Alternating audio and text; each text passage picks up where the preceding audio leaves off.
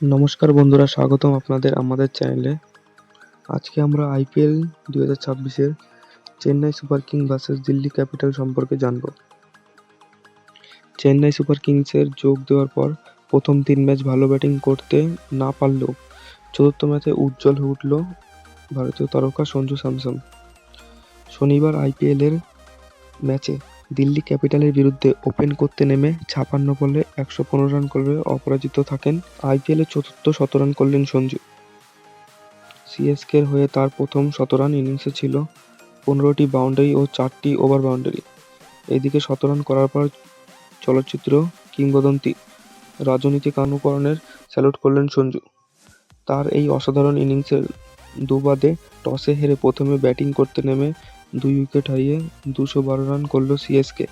সঞ্জুর পাশাপাশি ভালো ব্যাটিং করলেন আয়ুষ মাহাত্রে। এই তরুণ ব্যাটার 36 বলে 59 রান করেন। তিনি 3টি বাউন্ডারি ও 4টি ওভার বাউন্ডারি মারেন। শিবম দুবে 10 বলে 20 রান। সিএসকের হয়ে প্রথমেই সবচেয়ে বড় ইনিংস হলো সঞ্জু স্যামসনের।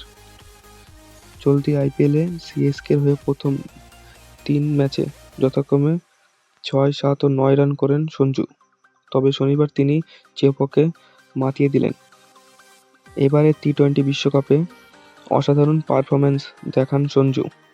তিনি পরপর 3 ম্যাচে অর্ধশত রান করে ভারতীয় দলকে চ্যাম্পিয়ন হতে সাহায্য করেন। এবার আইপিএলে সিএসকের হয়ে প্রথম শতরান করেন সঞ্জু। ধোনির অভাব করেন সঞ্জু স্যামসন। চোটের জন্য চলতি আইপিএলে সিএসকের হয়ে এখনো পর্যন্ত কোনো ম্যাচ খেলতে পারেননি মহেন্দ্র সিং ধোনি।